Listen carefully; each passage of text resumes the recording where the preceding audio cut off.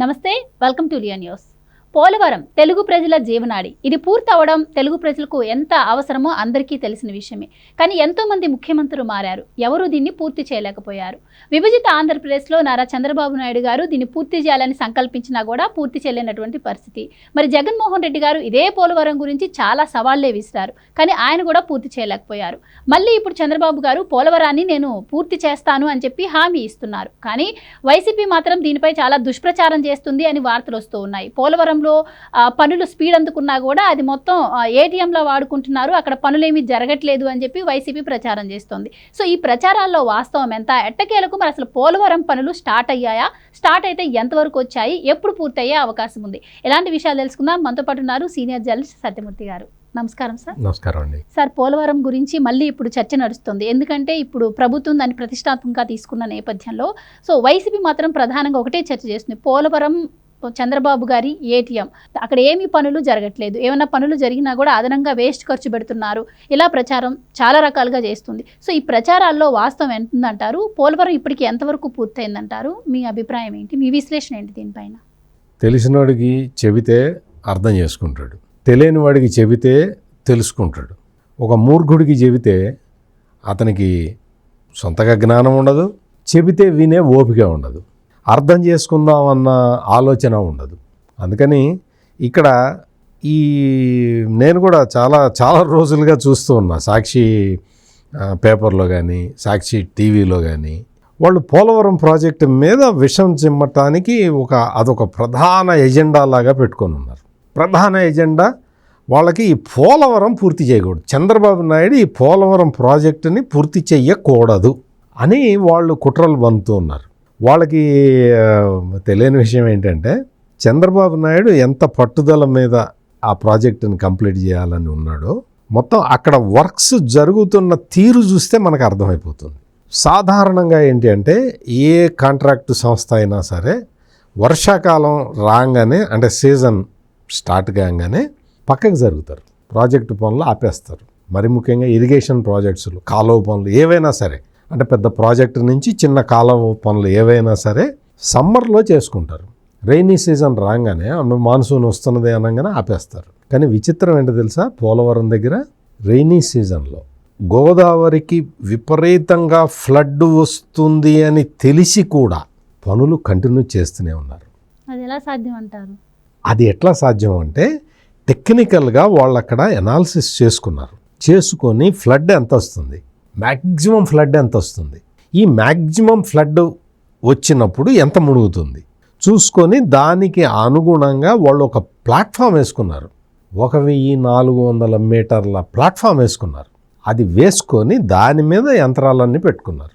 అంటే ఫ్లడ్ వచ్చినా కానీ వర్క్ ఎఫెక్ట్ కాకుండా చూడాలి. ఇక్కడ వరద సీజన్ రాగానే పనులు ఆపేస్తారు అని జగన్మోహన్ రెడ్డి పేపరు ఎక్స్పెక్ట్ చేసింది. ఆగిపోతుంది, పోలవరం కొంచెం డిలే అవుతుంది, పోలవరం చంద్రబాబు నాయుడు చెప్పిన టైంకి పూర్తి చేయలేడు, అప్పుడు మనం చంద్రబాబుని టార్గెట్ చేసుకుందాము అని వాళ్ళు పెద్ద ప్లాన్లు వేసుకొని పెట్టుకున్నారు. కానీ అక్కడ వర్షాకాలం కూడా పనులు గోదావరికి వరద వచ్చినప్పుడు కూడా పనులు చేసేలాగా ఏర్పాట్లు చేసుకున్నారు. అంటే పోలవరాన్ని ఇన్ టైంలో కంప్లీట్ చేయడం కోసమే ఇదంతా అంటారా? ఖచ్చితంగా మీకు అక్కడ విదేశీ నిపుణులు వచ్చి అక్కడ ఉన్నారు. ఈ సాక్షి ఏం రాస్తుందంటే పోలవరం అంటే దాన్ని డ్యాము ప్రొటెక్షన్ కోసం నిర్మించే డయాఫ్రమ్ వాల్, ఆ డయాఫ్రమ్ వాల్లో స్టాండర్డ్స్ పాటించట్లేదు. అంటే 1.2 మీటర్స్ ఉండాల్సింది 0.9 మీటర్స్ విడ్త్లోనే వేస్తున్నారు అని ఒక ప్రధానమైన పాయింట్ని వాళ్ళు పదే వాళ్ళ మీడియాలో గ్రూపుల్లో చెప్తూ ఉన్నారు. ఈ సాక్షి రిపోర్టర్లకి లేకపోతే సాక్షి సబేటర్లకి, ఆ వార్త రాసే వాళ్ళకి ఎవరికి నేను చెప్పే ఇదేంటంటే సలహా ఏంటి అంటే మీరు వచ్చి ఒకసారి గ్రౌండ్లలో చూసుకోవాలి, తెలియకపోతే నిపుణుల్ని అడిగి తెలుసుకోవాలి.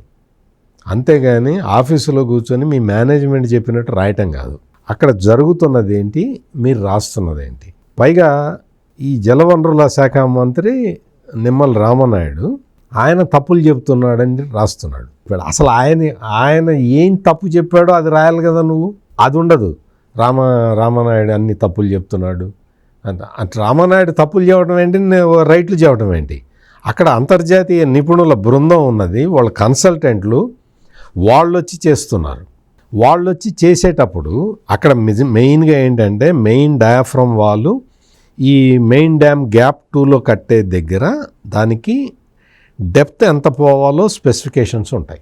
స్పెసిఫికేషన్స్ ఎట్లా ఉంటాయి అంటే వాటి పారామీటర్ ఏంటి అంటే హార్డ్ రాక్ తగలాలి. మామూలు జనరల్గా ఏంటంటే హార్డ్ రాక్ తగలంగానే ఆపేస్తారు. పోలవరంలో ఏం చేస్తున్నారంటే ఈ హార్డ్ రాక్ తగలంగానే ఆపట్ల, ఆ హార్డ్ రాక్ని టెస్ట్ చేస్తున్నారు. ఆ హార్డ్ రాక్ విత్ స్టాండ్ అవుతుందా కాదా ఈ ప్రెషర్కి అనేది టెస్ట్ చేసుకుంటున్నారు. చేసుకున్న తర్వాతే కంపెనీ బావర్ కంపెనీ ముందరికి వెళ్తుంది.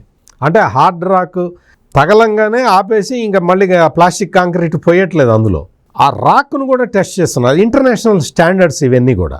ఈ సాక్షికి ఇంకొక ఏడుపు ఏంటంటే సాక్షికి ఏడుపు అంటే జగన్మోహన్ రెడ్డికి ఇంకొక ఏడుపు ఏంటి అంటే మళ్ళీ ఆ బావర్ కంపెనీకే ఇచ్చారు అని. అంటే 2018లో బావర్ కంపెనీనే డయాఫ్రమ్ వాల్ కట్టింది. డయాఫ్రమ్ వాల్ని 414 రోజుల్లో డయాఫ్రమ్ వాల్ని కంప్లీట్ చేసింది బావర్ కంపెనీ. రికార్డ్ టైం అనమాట.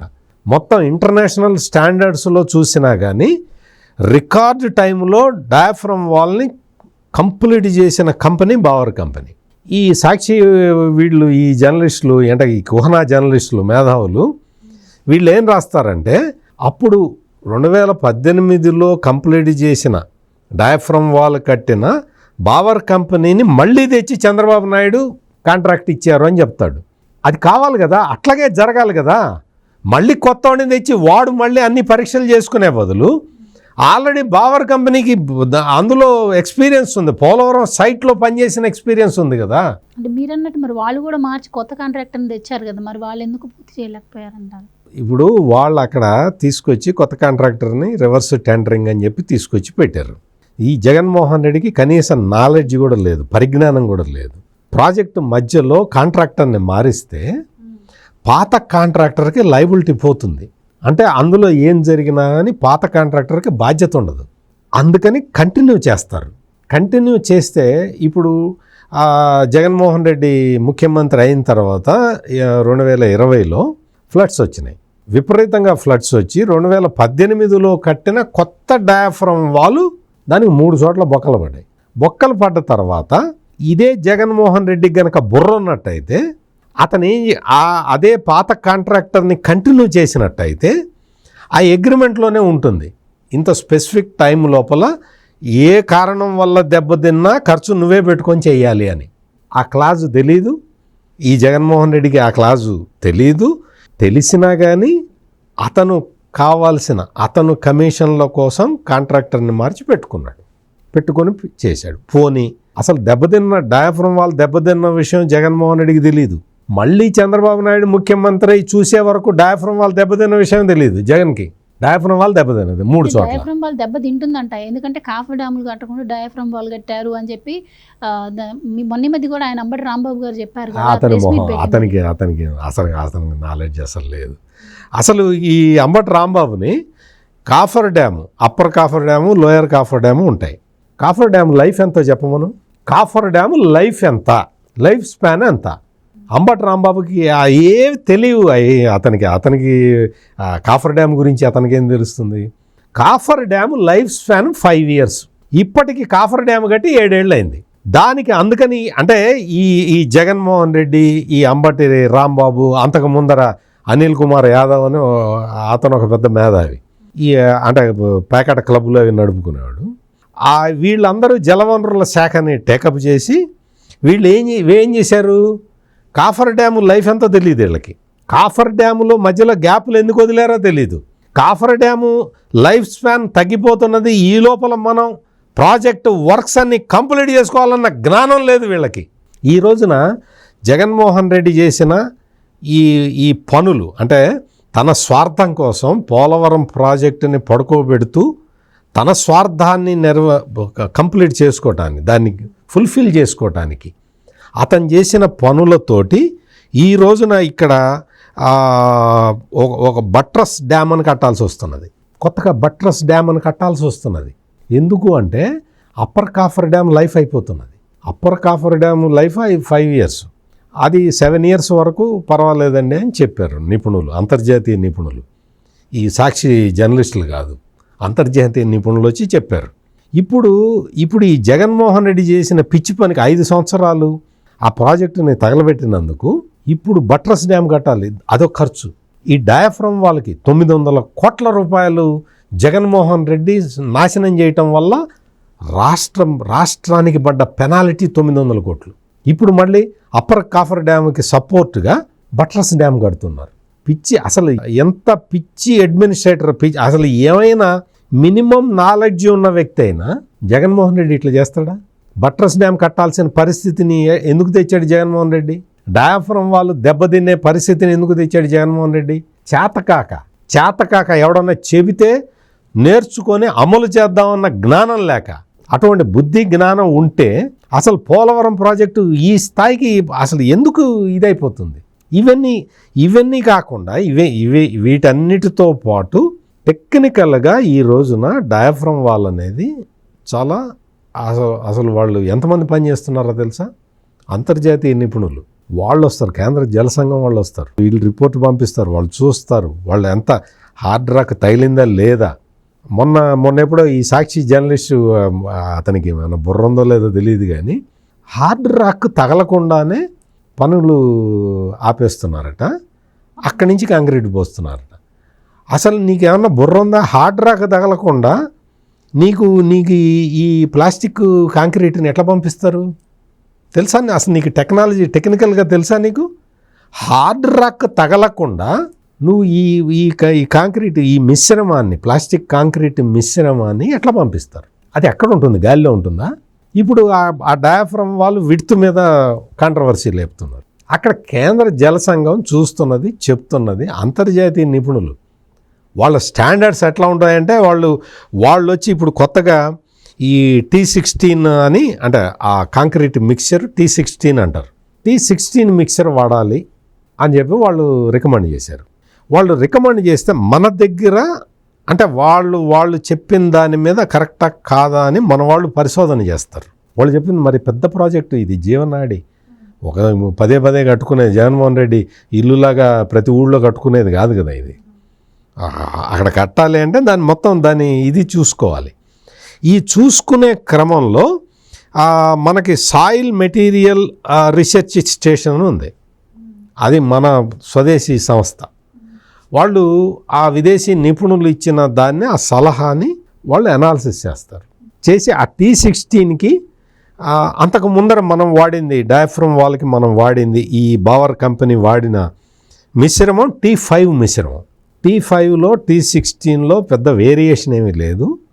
పైగా T5 అయితేనే తొందరగా స్టెబిలైజ్ అవుతున్నది.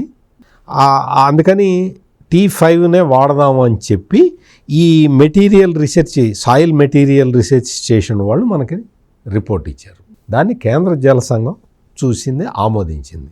What is your problem? T16 material వాడాలి అని వాళ్ళు విదేశీ నిపుణులు చెప్తే దాన్ని చూసి అంతకు ముందర T5 వాడాము, అదే వాడదాము అని చెప్పి నిపుణులు, సాయిల్ వాళ్ళు టెస్ట్ చేసేవాళ్ళు, అందులో నిపుణులు చెప్తూ ఉంటే వాట్ ఈజ్ యువర్ ప్రాబ్లం? నీకు అక్కడ ఒక సిల్లీ వార్త ఒకటి రాశారు, అక్కడ హార్డ్ రాక్ తగిలే వరకు ఆ ప్యానల్స్ పెట్టాలి, ప్యానల్స్ లేవు అని. వెళ్ళి చూసిరాపో, ఉన్నాయా లేవో చూసిరాపో. మీకు డయాఫ్రమ్ వాళ్ళు తొందరగా కంప్లీట్ చేయాలి అంటే ఈ వర్షాకాలం సీజన్ స్టార్టింగ్లోనే పూర్తి చేయాలి అని చెప్పి టార్గెట్ పెట్టుకున్నారు. కొన్ని కారణాల వల్ల, అంటే కేంద్ర జల సంఘం నుంచి కొన్ని అనుమతులు రావటం, ప్లస్ ఈ విదేశీ నిపుణులు వేరే విధంగా వాళ్ళు కొంచెం ఆలస్యంగా రావటం, వీటి వల్ల సీజన్ వచ్చేసింది. సీజన్ అయితే ఎవరి కోసం ఆగదు కదా. పనులు కంప్లీట్ కాకపోతే మరి దానికి ఆల్టర్నేటివ్గా చెప్పాను కదా, ప్లాట్ఫామ్ కట్టుకున్నారు. ఇవన్నీ తీసుకొచ్చి ఈ ఎక్స్ట్రా యంత్ర సామాగ్రిని తీసుకొచ్చి ఇదంతా కూడా ఈ బావర్ కంపెనీకి బర్డెన్, వాళ్ళకి చాలా బర్డెన్ అది. అయినా సరే వాళ్ళు ఆ అధునాతన యంత్ర పరికరాలను ఎక్స్ట్రా తీసుకొచ్చి రాష్ట్ర ప్రభుత్వం దగ్గర మనకు మాట రాకూడదు, ఎందుకు?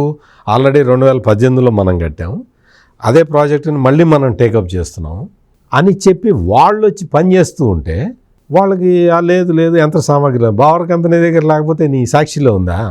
ఇంకా ఈ సాక్షి వాళ్ళు కూడా కాంట్రాక్టర్లే కదా, మీరు లేకపోతే పెద్దిరెడ్డి మిథున్ రెడ్డి కూడా కాంట్రాక్టరే కదా, పెద్దిరెడ్డి రామచంద్రారెడ్డికి ఉన్న కంపెనీనే ఇది. అంటే వాళ్ళు చేసే ఇంత పని వాళ్ళు చేయరు, కానీ వాళ్ళు గనులు తవ్వటం ఇటువంటి పనులలో ఉంటారు. అంటే విధ్వంసం చేయటం తప్ప కన్స్ట్రక్షన్ వాళ్ళ కంపెనీల్లో లేవు.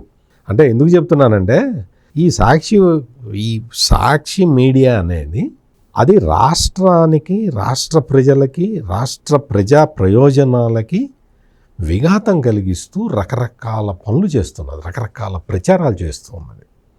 ఇది దురదృష్టకరం. మొత్తం 100% అక్కడ ఈ హార్డ్ రాక్ వచ్చే వరకు చేస్తున్నారు. ప్లాస్టిక్ కాంక్రీట్ ప్యానల్స్ని అవన్నీ తీసుకొచ్చి పర్ఫెక్ట్గా చేస్తూ ఉన్నారు. దాన్ని తీసుకొచ్చి నిమ్మల రామనాయుడు టేపుతో కొలిచి చూపించాడని చెప్పి వార్తలో, ఆ సాక్షిలో వార్త రాస్తున్నాడు. ఏమన్నా అర్థం ఉందా నీకు? అసలు అక్కడ అంతర్జాతీయ నిపుణులు వచ్చి వాళ్ళు చూసి వాళ్ళకి సాటిస్ఫాక్షన్ లేకపోతే వాళ్ళే యాక్సెప్ట్ చేయరు. నీకు అక్కడ ఈ ప్యానల్స్ రావటంలో కొంత జాప్యం జరిగింది.